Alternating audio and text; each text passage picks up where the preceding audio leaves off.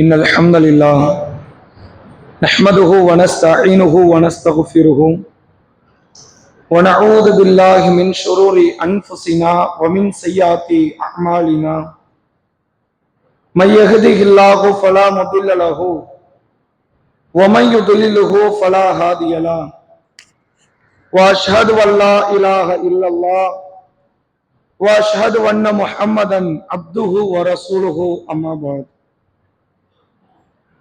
فقد قال الله تعالى في القرآن العظيم والفرقان المجيد فأعوذ بالله من الشيطان الرجيم يا أيها الذين آمنوا اتقوا الله حق تقاته ولا تموتن إلا وأنتم مسلمون يا أيها الناس اتقوا ربكم الذي خلقكم من نفس واحدة وخلق منها زوجها وبث منهما رجالا كثيرا ونساء واتقوا الله الذي تساءلون به والأرحام إن الله كان عليكم رقيبا. கண்ணியத்திற்கும் பெருமதிப்பிற்கும் உரிய எல்லாம் வல்ல அல்லாஹுவின் நல்லடியார்களே, அல்லாஹுடைய பேரருளால் அந்த ஏக இறைவனால் புனிதமாக்கப்பட்டிருக்கிற ஜும்மா தினத்தில் அவனை வணங்கி வழிபட வேண்டும் என்கிற உயர்ந்த சிந்தனையில் நாம் அனைவரும் அல்லாஹுடைய ஆலயத்தில் ஒன்று திரண்டிருக்கிறோம். இந்த நல்ல தருணத்தில் நபிகள் நாயகம் ஸல்லல்லாஹு அலைஹி வஸல்லம் அவர்கள் சொல்லி தந்த ஒரு முக்கியமான போதனையை உங்களுக்கு மத்தியில் நினைவுபடுத்த நான் கடமைப்பட்டு இருக்கிறேன். நபி அவர்கள் கூறினார்கள், இதா குல்தலி சாஹிபிக அன்சித் யௌமல் ஜும்அத்தி வல் இமாம் யஹ்துபு. ஜும்மா தினத்தன்று இமாம் உரை நிகழ்த்தி கொண்டிருக்கும் பொழுது உங்கள் அருகில் இருக்கும் உங்கள் தோழரிடத்தில் நீங்கள் வாய் மூடுங்கள் என்று சொன்னாலும் ஃபக்கதில் லகவுத்த, நீங்களும் வீணான காரியத்தில் ஈடுபட்டவர்கள் தான். ஜும்மாவினுடைய பிரதிபலனை நலனை நீங்கள் மறுமையில் எதிர்பார்க்காதீர்கள் என்று சொன்ன அந்த செய்தியை நம்முடைய உள்ளத்திலே ஆழ பதிந்து கொண்டு இந்த அமலில் நாம் முழுமையாக ஈடுபட வேண்டும். அன்புக்குரியவர்களே, இந்த வாரத்தினுடைய ஜும்மா பிரசங்கமாக யார் உண்மையாளர்கள் என்கிற தலைப்பின் கீழ் இஸ்லாமிய மார்க்கம் சில சாரார்களை, சில குறிப்பிட்ட அடியார்களை உண்மையாளர்கள் என்ற பெயர் சொல்லி அழைக்கிறது. உண்மையில் யாருடைய பண்பு அப்படி அமைந்திருக்கிறது என்பதைத்தான் இந்த ஜும்மா பிரசங்கத்தின் வாயிலாக நாம் அறிந்து கொள்ள இருக்கிறோம். திருமறை குர்ஆனில் 49வது அத்தியாயத்தின் 15வது வசனத்திலே அல்லாஹ் ரப்பல் ஆலமீன் சொல்லுகிறான், இன்னமல் முஃமினூன், இறை நம்பிக்கை கொண்டவர்கள் யார் என்றால் அல்லதீன ஆமனு பில்லாஹி வ ரசூலிஹி, அவர்கள் அல்லாஹுவையும் அல்லாஹுடைய தூதரை நம்புகிறார்கள். சும்மலம் எர்தாபோ, அதிலே அவர்களுக்கு சந்தேகமே கிடையாது.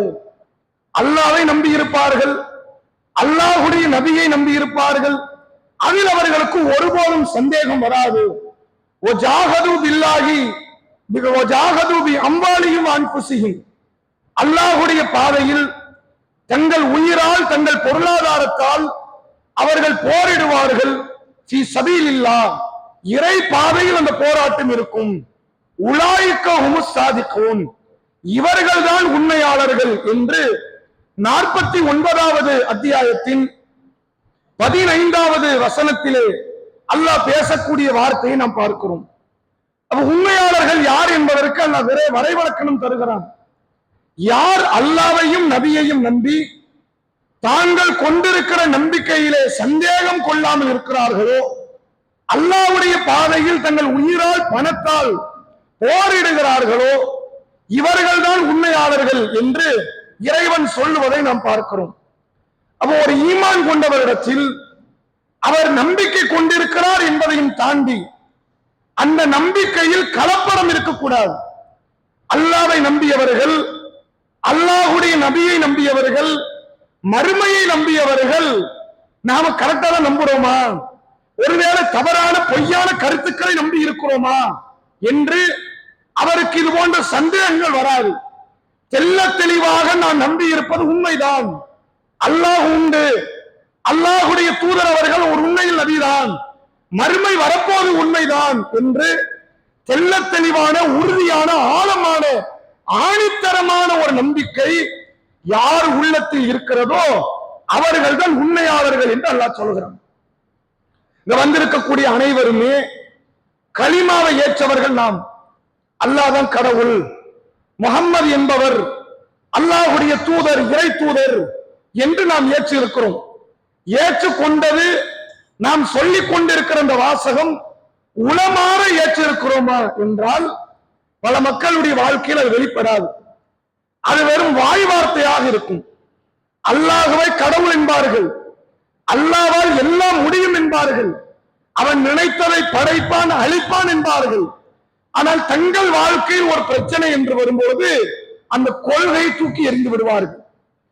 முஹம்மது அவர்களை தூதர் என்பார்கள், அவர்தான் எனக்கான வழிகாட்டி என்பார்கள், அவரை விட்டால் எனக்கு வேறு போக்கிடம் இல்லை என்பார்கள், எனக்கான பாதையை சீர்திருத்தத்தை சொல்லி தந்தது இந்த நபிதான் என்பார்கள்.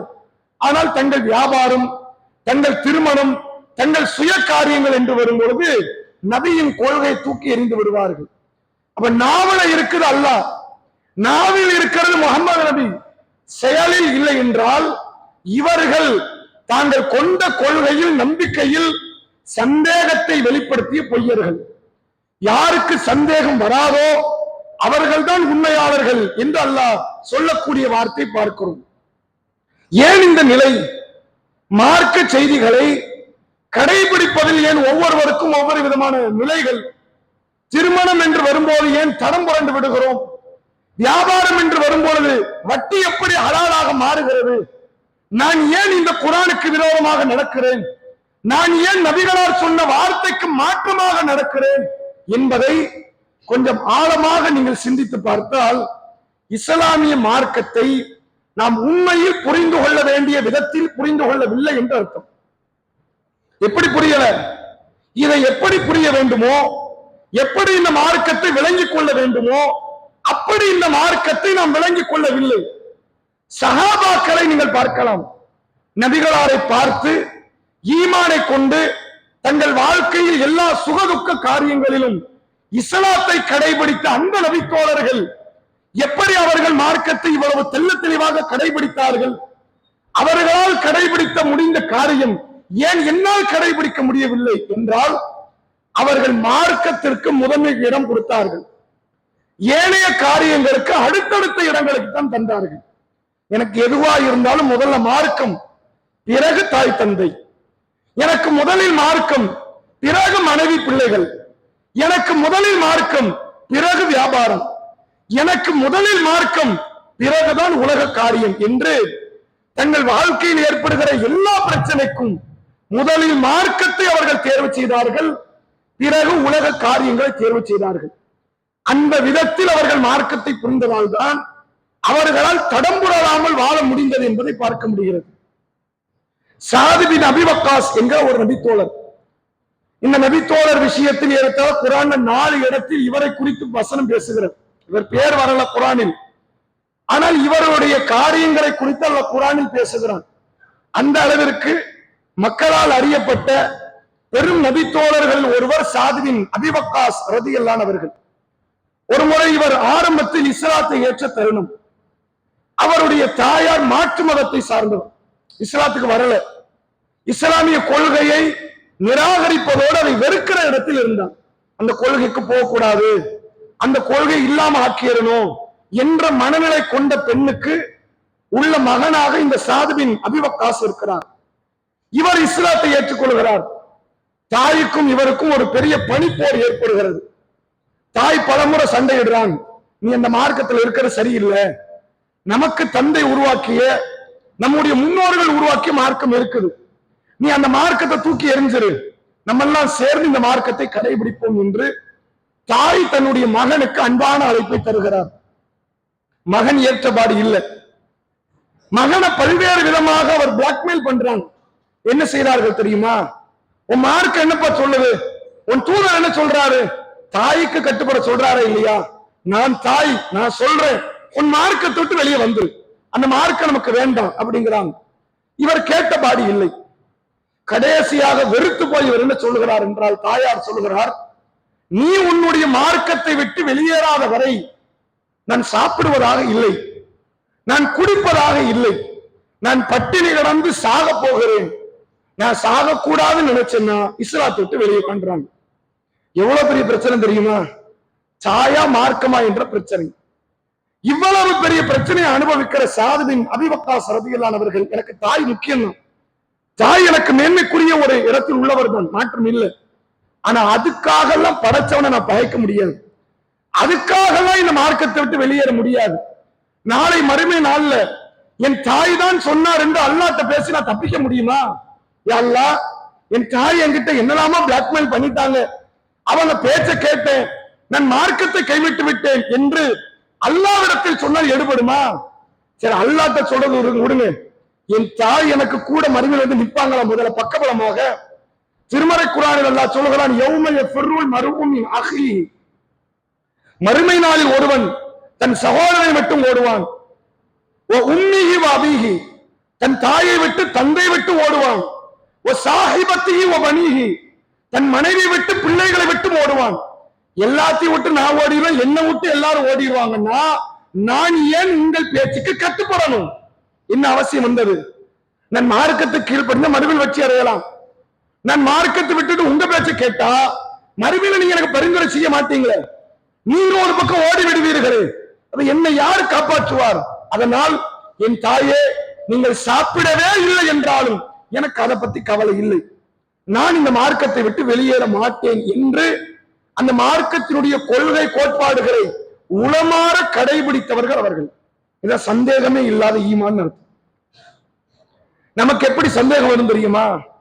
ஒரு 10 ரூபா 100 ரூபா தர்மம் பண்ணும் போது அந்த பணம் போயிருமோன்னு ஒரு பயம். ரசூலுல்லாஹ் சொன்னார்கள், தர்மம் ஒருபோதும் செல்வத்தை குறைக்காதுன்னு. நீ 100 ரூபாய் கொடுத்துரு, 1000 கொடுத்துரு, கொடுத்த காசை வேற வழியில் அல்லாஹ் உன்கிட்ட கொண்டு வந்து சேர்த்துருவான். நன்மைக்கு நன்மையும் ஆச்சு, காசுக்கு காசுமாச்சு, அல்லாஹ் தருவான். இதை சந்தேகப்படாதீங்கன்னாங்க. பல மக்களுக்கு அதுதான் சந்தேகம். உடனே கிடைச்சிட்டா பிரச்சனை இல்லை. ஒரு முசாஃபிர் வராரு, ஒரு ஏழை, ஒரு சாமானியன் ஒருவன் பொருளாதாரம் கேட்டு வரான். நம்ம கிட்ட ஒரு 1 லட்சம் இருக்குது, அவனுக்கு 1 லட்சம் அளவுக்கு தேவை இருக்கிறது, மருத்துவ ரீதியாக கல்வி ரீதியாக தேவையில் இருக்கிறான். 1 லட்சம் கொடுத்தோன்னு சாயங்காலம் கிடைச்சிருமா? அப்படின்னா கொடுக்க எல்லாருக்கும் ரெடி, யாருக்குங்க தயக்கமே கிடையாது. காலையில 1 லட்சம் கொடுத்தா சாயங்காலம் கிடைச்சிருமா? இன்னைக்கு கொடுத்தா நாளை கிடைச்சிருமா? உடனே கிரெடிட் ஆயிருமா பேங்க் அக்கௌண்ட்ல? அப்படின்னு எல்லாரும் கொடுக்க ரெடியா இருக்கும். பிரச்சனை என்னன்னா, எப்பனாலும் கிடைக்கும், ஆனா கண்டிப்பா கிடைக்குங்கிறாங்க ரசூலுல்லாஹ். தர்மம் ஒருபோதும் உங்கள் செல்வத்தை குறைக்காது. மன்னிப்பதால் ஒரு அடியானின் அந்தஸ்தை அல்லாஹ் உயர்த்துகிறான், உங்கள் கண்ணியம் உயர்கிறது. நீங்க தர்மம் செய்யுங்கள் என்று அல்லாஹ்வுடைய தூதர் அவர்கள் சொன்னார்கள். ஆனா நெருடல் என்ன தெரியுமா? போன காசு திரும்பி வருமா? கிடைக்குமா? ரசூலுல்லாஹ் சொல்றாங்க கிடைக்கும்ங்கிறாங்க. ஆனா நமக்கு ஒரு சந்தேகம், அப்ப நாம யாரு இல்ல? உண்மையாளர்கள் கிடையாது. இஸ்லாமிய மார்க்கத்தை ஒருவர் கடைபிடிப்பாரே ஆனால் இஸ்லாம் உன்னை சொல்லுச்சுன்னா கண்ணை மூடி கொண்டதை நம்பணும். உண்மைதான். அல்லாஹ் திருமறை குர்ஆனிலே சொல்லுகிறான், இந்த ஈமான் கொண்டவர்கள் பண்பு என்ன தெரியுமா? ஸாலிகல் கிதாப் லா ரைப ஃபீஹி ஹுதல் லில் முத்தகீன், இது வேதம், இதில் சந்தேகம் இல்லை, இறையச்சவாதிகளுக்கு இது வழிகாட்டும். அல்லதீன யுக்மினூன பில் கைப், அந்த இறையச்சவாதிகள் தங்கள் கண்களால் பார்க்காத காரியத்தை உளமாற நம்புவார்கள். நம்ம எல்லாத்தையும் பார்த்துதான் நம்புறோம், பார்க்காம எதையும் நம்புறது இல்லையே. ஆனா இஸ்லாம் கொஞ்சம் டிஃபரெண்ட். நிறைய காரியத்தை இஸ்லாம் காட்டாது, நம்பிட்டு போன்னு இஸ்லாம் சொல்லிடும். பரக்கத்து வரும்னு மார்க்கம் சொல்லும். நம்ம பார்த்துட்டா நம்புறோம். வானவர்கள் இருக்கிறாங்கன்னு மார்க்கம் சொல்லுது, பார்த்துட்டா நம்புறோம். ஷைத்தான் இருக்கிறான், ஜின்கள் இருக்கிறாங்கன்னு மார்க்கம் சொல்லுது, பார்த்துட்டா நம்புறோம். சில காரியத்தை நீங்க பார்க்க முடியாது, நம்பிட்டு போங்க. சொர்க்கம் உண்டு, நம்பிட்டு போ. நரகம் உண்டு, நம்பிட்டு போ. நீ பார்க்கல, ஆனால் உளமாற நம்பு. யார் உளமாற நம்புகிறார்களோ அவர்கள் உண்மையாளர்கள் என்று மார்க்கம் சொல்கிறது. நமக்கு அதெல்லாம் இன்றைக்குள்ள மாணவர்களுக்கோ இளைஞர்களுக்கோ அடுத்த கட்ட தலைமுறை உருவாக்கக்கூடிய மக்களுக்கோ பெரிய ஆச்சரியமா இருக்கு. இஸ்லாமியர்கள் இஸ்லாத்தினுடைய கொள்கை என்று சொல்லக்கூடிய காரியம்லாம் கட்டுக்கதை, அதெல்லாம் ஏமாற்றக்கூடிய வார்த்தை, மக்களை நல்வழிப்படுத்துவதற்கு பயமுறுத்துகிற தத்துவங்கள், அதெல்லாம் உண்மையா இருக்காது. அப்படி பேசுகிற வாலிபர்கள் உருவாக ஆரம்பித்து விட்டார்கள். இந்த முன்னாடி காலத்துல பேய் பேய்ன்னு சொல்லி பயமுறுத்துவாங்க இல்ல, அந்த மாதிரி இப்ப அல்லாஹ் அல்லாஹ்னு சொல்லி பயமுறுத்துறாங்க. அவ்வளவுதான். பேய்க்கு கொடுத்த அந்தஸ்து அல்லாஹ் கொடுத்த அந்தஸ்து. ஏனைய கொள்கைக்கு கொடுத்த அந்தஸ்து தான் இந்த இஸ்லாத்துக்கு கொடுத்த அந்தஸ்து. ஆனால் இஸ்லாத்தை நீங்கள் அப்படி நம்பக்கூடாது. எந்த அளவிற்கு நம்ப வேண்டும் என்றால், நாளை விடியல் வருவது எவ்வளவு உண்மையோ, இன்றைய சூரிய அஸ்தமனம் ஆவது எவ்வளவு உண்மையோ, ஒரு நாளைக்கு பிறகு மறுநாள் உருவாவது எவ்வளவு உண்மையோ, இரவுக்கு பிறகு பகல், பகலுக்கு பிறகு இரவு எவ்வளவு உண்மையோ, அதை விட தெளிவான உண்மை இஸ்லாம் சொல்லக்கூடிய காரியம் அனைத்தும் என்பதை உளமாற ஏற்பவர் மட்டுமே இஸ்லாத்தை நம்பியவர் என்று மார்க்கம் சொல்கிறது. சந்தேகமே வரக்கூடாது, எந்த நேரத்திலும் வரக்கூடாது. திருமறை குர்ஆனில் ஒரு நபியை குறித்து அல்லாஹ் பேசுகிறான். எந்த நபி? மூசா அலைஹிஸ்ஸலாம். மூசா நபியை பற்றிய ஒரு தத்துவம் சமீபத்தில் கூட நாடாளுமன்றத்தில் மூசாவை குறித்து பேசப்பட்டது. மூசா கடலை பிளந்தார், முகமது நபி நிலவை பிளந்தார். ஆனால் இந்த நாட்டினுடைய பிரதமர் மதத்தை கொண்டு நாட்டை பிளக்கிறார். அப்படி எல்லாம் பேசப்பட்ட நிகழ்வு நடந்தது. அப்ப உலக மக்கள் அத்தனை பேருக்குமே என்ன புரியப்பட்டதுன்னா, மூசா என்பவர் கடலை பிளந்தாருங்கிறது குர்ஆன் அதை சொல்லுது. இந்த கடலை பிளந்த காரியத்தை குறித்து குர்ஆன் எப்படி பேசுவது தெரியுமா? அல்லாஹ் சொல்கிறான், ஃபிரௌன் என்கிற ஒரு கொடியவன் மக்களை ஆதிக்கம் செலுத்தி கொடுமைப்படுத்தி நாசப்படுத்தி கொண்டிருந்தான். அல்லாஹ் மூசாவை அனுப்புகிறான். மூசா செல்கிறார், ஃபிரௌனிடத்தில் மார்க்கத்தை எடுத்துரைக்கிறார். நீ வந்திருப்பா, இஸ்லாத்தை ஏற்றுக்கொள், அல்லாஹ் உனக்கு சொர்க்கத்தை தருவான்னு அழைப்பு கொடுக்கிறான். அவன் ஏற்றுக்கொள்ள மாட்டேன் என்ற மமதில நிக்கிறான். அல்லாஹ் சொல்றான், அவன் ஏத்துக்கல, இல்ல தூக்கி போட அவனை. யாரு ஏத்துக்கிட்டாங்களோ அழைத்து கொண்டு அவன் சொல்கிற திசையை நோக்கி வாங்கன்னு அல்லாஹ் கூப்பிடுறான். மூசா நபி வரான், மக்களை அழைத்து கொண்டு வருகிறார்கள். வருகிற திசையின் எதிர்பக்கத்தில் கடல் இருக்கிறது. பின்னால் ஃபிரௌனுடைய ஆட்களும் பின்தொடர்ந்து கொண்டு வருகிறார்கள். மூசாவினுடைய தோழர்கள் சொன்னார்கள், யா மூசா, மூசாவே, இன்னால முதரக்கூன், நாங்கள் அகப்பட்டு விட்டோம், மாட்டிக்கொண்டோம். அவன் கூட இருந்தாலும் கஞ்ச கூட வாங்கிட்டு அடிபட்டுக்கிட்டு கடந்தோம். அவன் கூட இருந்தாலும் அடிமையாவது வாழ்ந்து கொண்டிருந்தோம். உங்கள் பேச்சை கேட்டு நாங்கள் வந்தோம். இன்றைக்கு சாவை தவிர எங்களுக்கு வேறு போக்கிடம் இல்லை, சாக போறோம். ஒண்ணு கொஞ்சம் காத்திருந்தா அவன் கொள்ளுவான், இல்ல காத்திருக்காம கடலை இருந்தா மூழ்கி சாக வேண்டியதுதான். கதையை முடிச்சிட்டீல மூசா அப்படின்னு மூசா நபியை பார்த்து மக்கள் பேசுகிறார்கள். அப்ப மூசா நபி சொல்றாங்க, அல்லாஹ் உதவி செய்வேன்னு எனக்கு சொல்லிட்டான். எனக்கும் அதிர்ச்சியாக இருக்கு, ஆனா எப்படி வரப்போகுதுன்னு தெரியல. உதவி அல்லாஹ் எப்படி கொடுக்கலாம்? ஃபிரௌன் கூட்டத்தை வழி மாறி விட்டுறலாம்ல, சிம்பிளா முடிஞ்சிடும். வர்ற ஃபிரௌன் கூட்டத்தை என்ன பண்ணிடலாம்? இந்த திசைக்கு போல இவங்க இந்த திசைக்கு போயிருப்பாங்க, வழியை மாத்தி விட்டுறலாம். மூசா நபி தப்பிப்பாங்களா இல்லையா? தப்பிப்பாங்க. ஃபிரௌன் உள்ளத்தை மாத்திடலாம். ஒரு செகண்ட் ஆகுமா அல்லாஹ்வுக்கு? அவன் உள்ளத்தை மூசா சொல்ற உண்மைதான் போல, நம்ம இதுக்கு போட்டு அந்த மக்களை கொல்லுவான், நம்ம இஸ்லாத்துக்கு வந்துருவோம் அப்படின்னு வர வைக்க முடியுமா? முடியாதா? முடியும். ஆனா மூசா நபி நம்பிக்கையை பாருங்க. கல்லா வல்லாஹி, அல்லாஹ் மீது ஆணையாக, கல்லா இன்ன ரப்பி சயஹ்தீன், என் இறைவன் இன்ன ரப்பி சயஹ்தீன், என் இறைவன் என் கூட இருக்கிறான், அவன் எனக்கு வழிகாட்டுவான். அவன் சொல்லிட்டு எனக்கு காப்பாற்றுவேன், எப்படியாச்சும் காப்பாற்றும். எப்படி நடக்கும்? எப்படியாவது நடக்கும்யா, எப்படினாலும் நடக்கும். இப்படித்தான் வரணும்னு நாம அல்லாஹ்வுக்கு ரூல் போட முடியாது. அல்லாஹ் துவா செஞ்சா நீ எதாவது தரேன்னு சொன்னியே, நான் பணத்தை கேட்கிறேன் தரலையே, கல்லாப்பட்டியில தேடிக்கிட்டே இருக்கக்கூடாது. உதவி எங்கனாலும் வரும், எப்பனாலும் வரும். நீங்கள் அல்லாஹ்வின் உதவி எதிர்பார்த்து கொண்டிருங்கள். உதவியே அல்லாஹ் தருவது அவன் பொறுப்பு என்று மார்க்கம் சொல்கிறது. இப்படி நம்பணும், எப்படினாலும் தருவான். கல்லாப்பட்டியில தான் வரணும் அவசியம் இல்லை. வீட்டு பேங்க்ல உள்ள லாக்கர்லயே, வீட்டுல உள்ள பீரோல உள்ள லாக்கர்லயே தான் வரணும் அவசியம் இல்லை. அந்த பரக்கத்தை, அந்த பாக்கியத்தை அல்லாஹ் எந்த விதத்தில் வேண்டுமானாலும் ஏற்படுத்தலாம்.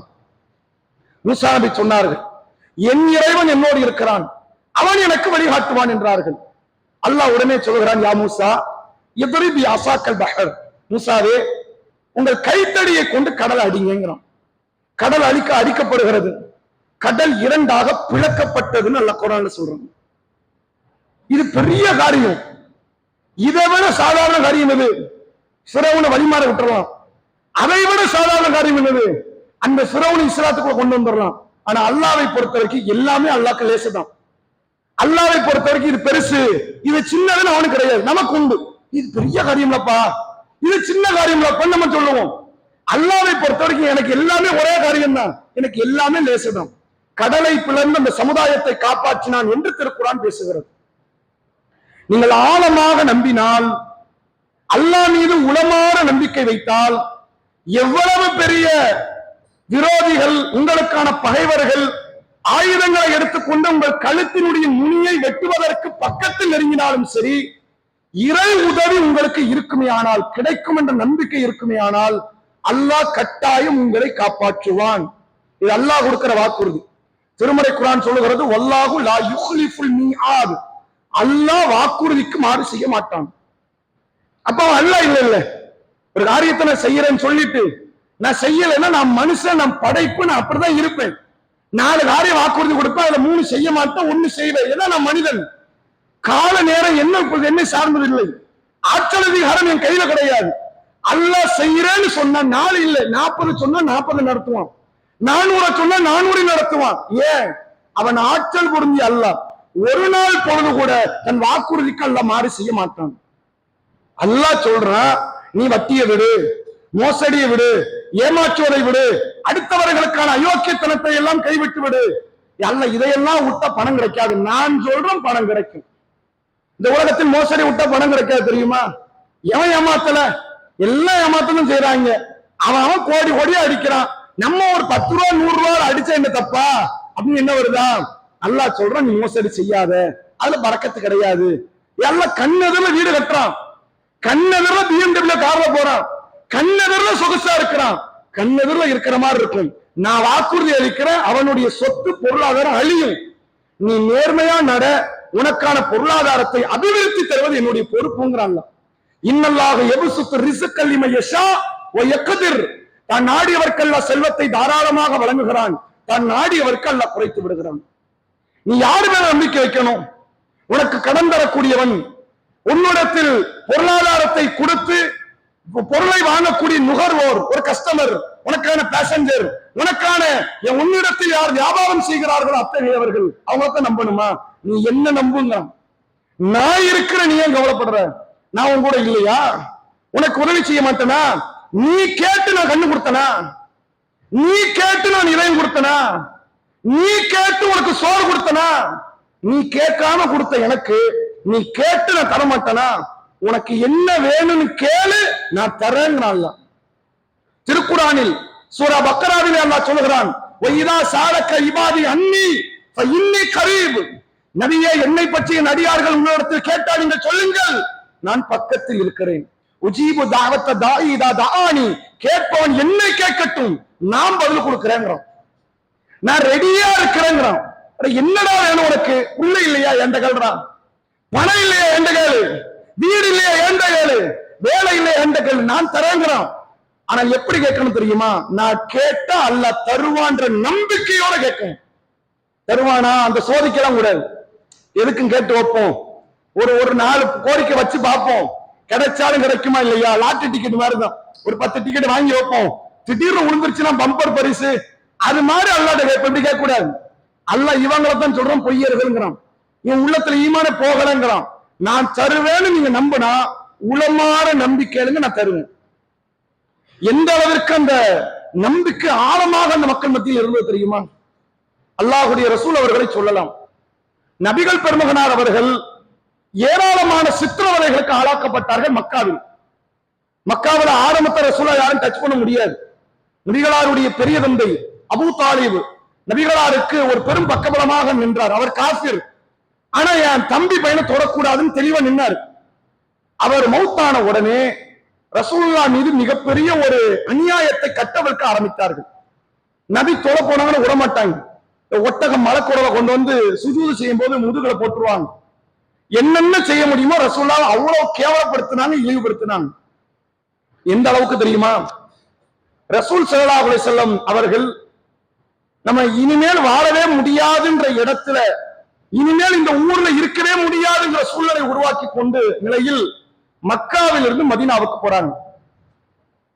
போகிற வழியில் அல்லாஹ்வுடைய ரசூல் அவர்களையும் அவருடைய தோழர்களையும், தோழர் அபூபக்கர் ரலியல்லாஹு அவர்களையும் உயிரோடோ பிணமாக கொண்டு வந்தால் அவர்களுக்கு இன்னென்ன சன்மானம் கொடுக்கப்படும் என்று மக்கா காஃபிர்களால் அறிவிப்பு செய்யப்படுகிறது. ரசூலுல்லாஹ்வை மக்காவில் உள்ள இளைஞர்கள் பல்வேறு திசைகளில் போய் தேட ஆரம்பிச்சாங்க, எங்க போயிருக்கிறார் அவரு அப்படின்னு. ஒரு நபர் கண்ணுல ரசூலுல்லாஹ் சிக்கவும் செஞ்சுட்டாங்க, மாட்டிக்கிட்டாங்க. ஒரு நபர் பார்த்து விட்டார். யார் என்றால் ஹாரிசா பின் ஷுரக்கா என்று அழைக்கப்படக்கூடிய ஒரு நபர், காஃபியர்களில் குதிரை வீரர்களில் ஒருவர். தொலை தூரத்துல நபின் தெள்ள தெளிவா தெரியுது, போறது நபிதான், முகமது தான், கூட போறது அபூபக்கர் தான், கண்டுபிடிச்சாச்சு. வேகமாக போறார் குதிரையை விரட்டி கொண்டு. நபி பாக்குறாங்க, நம்ம ஒருத்தர் பார்த்துட்டாரு. உடனே அல்லாஹ்ட்ட கையேந்துறாங்க, யா அல்லாஹ் எங்களை காப்பாத்து. அந்த குதிரை இடறி விட்டு கீழே அவர் விழுந்துட்டார். ஹாரிசா பின் ஷுரக்கா என்ற நபித்தோடு என்ற அந்த நபர் கொஞ்ச நேரம் கழிச்சு மறுபடியும் குதிரையில ஏறுறாரு, வராரு, மறுபடியும் நபி துவா செய்றாங்க, கீழே விழுந்துட்டார். அப்ப புரிந்து கொள்கிறார், நம்ம தவறான கொள்கையில் இருக்கிறோம், நம்ம சத்தியத்துல இருந்து நம்ம விழுந்திருக்க கூடாது. அவர் பிரார்த்தனை செய்கிறார், அது நடக்குது. அவரால் மட்டும்தான் நம்மளை காப்பாற்ற முடியுன்ற இடத்துல நம்ம இருக்கணும். உடனே அந்த நபியை பார்த்தவர் கேட்கிறார், முகமது அவர்களே, உங்கள் கொள்கை நான் ஏற்றுக்கொள்கிறேன், இந்த இடர்பாட்டில இருந்து என்ன நீக்கிறீங்க, என்ன பாதுகாத்துருங்க, எனக்காண்டி துவா செய்யுங்கிறாங்க. ரசூலுல்லாஹ் அல்லாஹ் கிட்ட துவா செய்யறாங்க. அவர் குதிரை எழுந்து விடுகிறது, இடரில் இருந்து நீங்கி விடுகிறது. அப்போ ஷுரக்கா, ஹாரிசா பின் ஷுரக்கா சொல்றாரு, அல்லாஹ்வுடைய தூதரை, நான் தான் இந்த கொள்கையை ஏற்றுக்கொண்டேனே, நீங்க தாராளமா இந்த இடத்துல பயணிக்கலாம், உங்களை தேடி இந்த பாதையில யாரும் வரமாட்டாங்க, யாராவது வந்தாங்கன்னா நான் அவர்களை என்ன செய்வேன், வேறு ஒரு இடத்துல வழிமாற்றி விட்டுறேன், நீங்க போங்க நிம்மதி அப்படிங்கிறாங்க. அப்ப ரசூலுல்லாஹ் ஒரு வார்த்தையை சொன்னாங்க, ஹாரிசாவே, பாரசீக மன்னர்கள் தெரியுமா, அவர்களுடைய அரசவையில் பயன்படுத்தப்படுகிற தங்க காப்புகளை மதீனா நகரத்தினுடைய தெருக்கல்ல நீங்கள் பார்க்கிற ஒரு காலம் வரும். நாங்க நபி நிலைமை என்பது ஊர்ல இருக்க முடியாம வெளியூருக்கு போய்கிட்டு இருக்கிறாங்க, நம்மளை நம்ம காப்பாற்ற முடியலையே, எங்கடா போறதுன்னு தெரியாமல் போற ஒரு நிலை.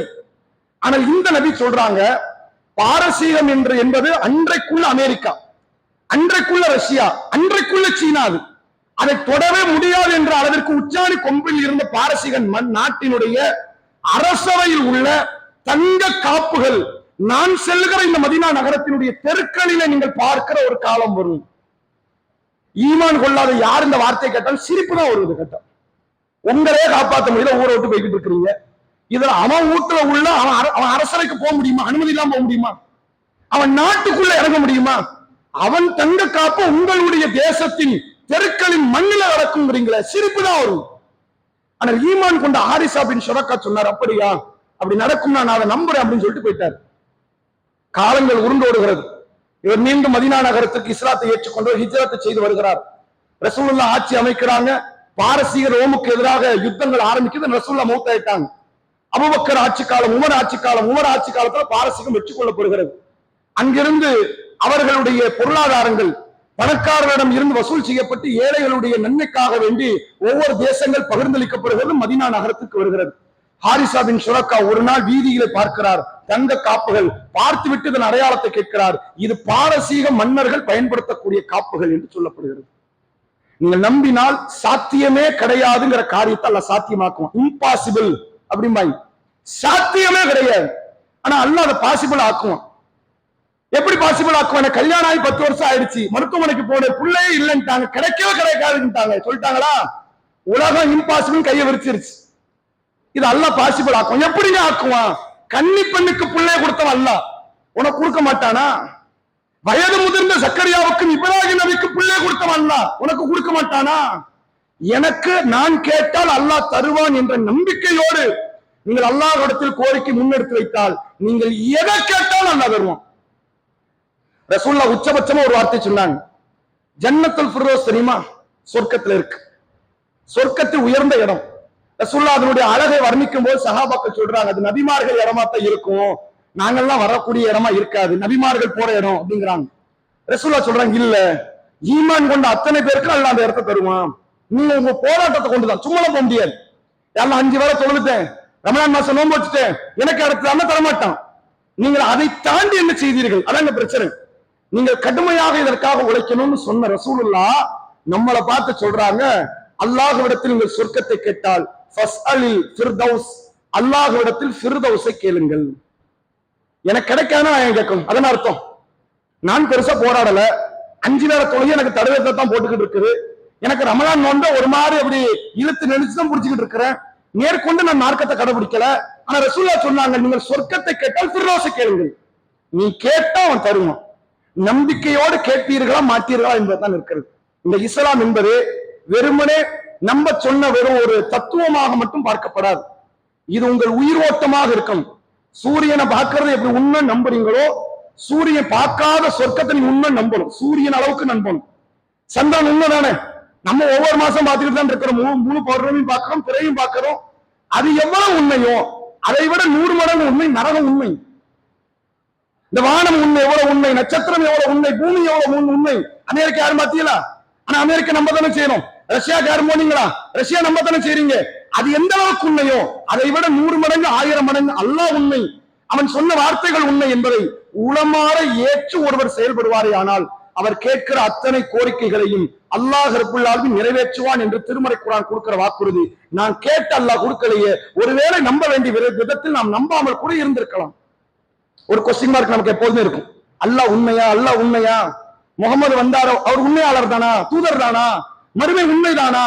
இந்த சந்தேகங்களோடு வாழ்வோமே ஆனால் மறுமை நாளில் எழுப்பப்படும் போது இதே சந்தேக சிந்தனையோடு காபிராக கூட நாம் எழுப்பப்படலாம். எந்த ஒரு நேரத்திலும் நான் கொண்ட கொள்கை, நான் ஏற்றிருக்கிற கொள்கை ஒருபோதும் பொய் இல்லை என்பதை உளமாற நீங்கள் நம்புங்கள். சந்தேகம் இருக்குதுங்க, இங்க அது தெளிவுபடுத்துங்க. எனக்கு இதுல சந்தேகம் இருக்கு, மார்க்க தெளிவு வேண்டும் என்று அதை தெளிவை தேடி ஓட வேண்டுமே தவிர, சந்தேகம் இருக்கும், நான் தெளிவையும் தேட மாட்டேன், சந்தேகத்தை மனசுல வச்சு உறுத்திக்கிட்டே இருப்பேன் அப்படின்னா ஒரு நாளும் இறை நம்பிக்கை கொண்டவராக நாம் பார்க்கப்பட மாட்டோம் என்பதை சொல்லி வல்ல இறைவன் நம் அனைவருக்கும் நேரிய வழிக்கான தௌஃபீக்கை தந்தருள் புரிவானாக. வாஹிரு தஅவானா அல்ஹம்துலில்லாஹி ரப்பில் ஆலமீன். அஸ்ஸலாமு அலைக்கும் வரஹ்மத்துல்லாஹி வபரகாத்துஹு.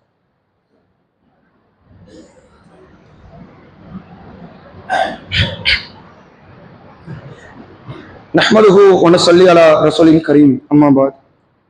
கண்ணியத்திற்கும் பெருமதிப்பிற்கும் உரிய எல்லாம் வல்ல அல்லாஹ்வின் நல்லடியார்களே, அல்லாஹ்வுடைய பேரருளால் தமிழகமும் சரி, தமிழகத்தை கடந்த வேறு வேறு மாநிலங்களும் சரி, மதவாத அரசியலை ஏற்கிற மக்களை விட ஏற்காத மக்கள் தான் சமுதாயத்தில் அதிகம் இருக்கிறார்கள்.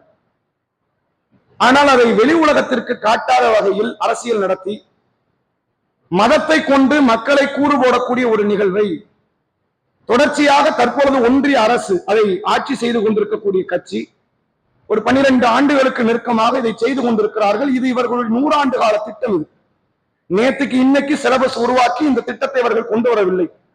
100 ஆண்டுகளாக போடப்பட்ட திட்டம். ஸ்பெயின் என்கிற தேசத்தை உங்களுக்கு நான் நினைவுபடுத்துகிறேன்.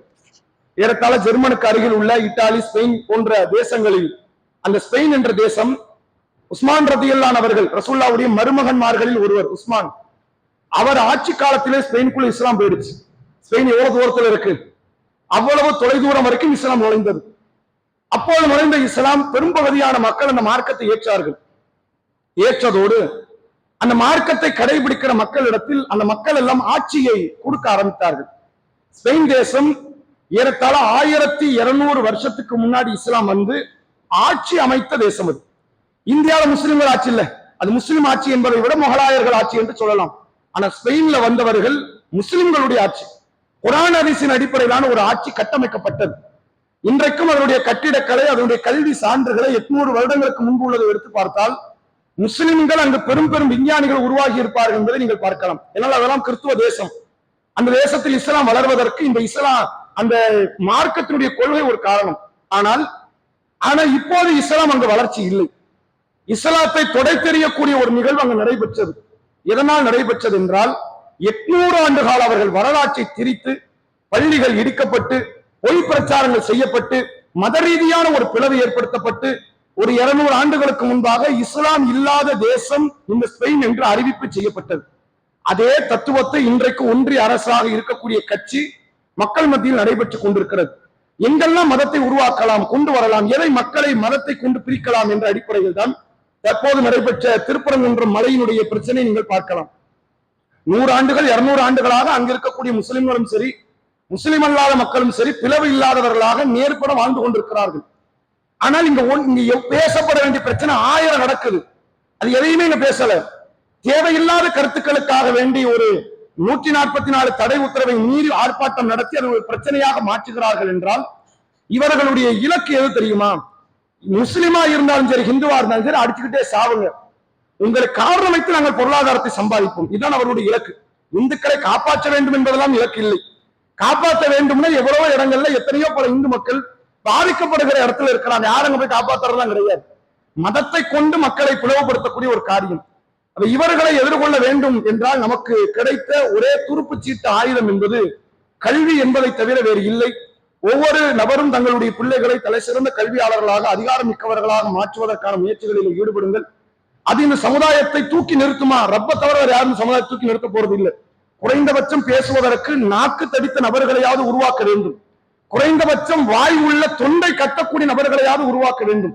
அப்படிங்கிற அடிப்படையில் கல்வியை தவிர இத்தகைய ஆதிக்கம் படுத்தக்கூடிய மனநிலை கொண்டவர்களை அடக்குவதற்கான வேறு வழியோ ஆயுதமோ இல்லை என்பதை சொல்லி என்னுடைய உரையை நிறைவு செய்கிறேன். வாஹிர் தஅவானா அல்ஹம்துலில்லாஹி ரப்பில் ஆலமீன். அஸ்ஸலாமு அலைக்கும் வரஹ்மத்துல்லாஹி வபரகாத்துஹு.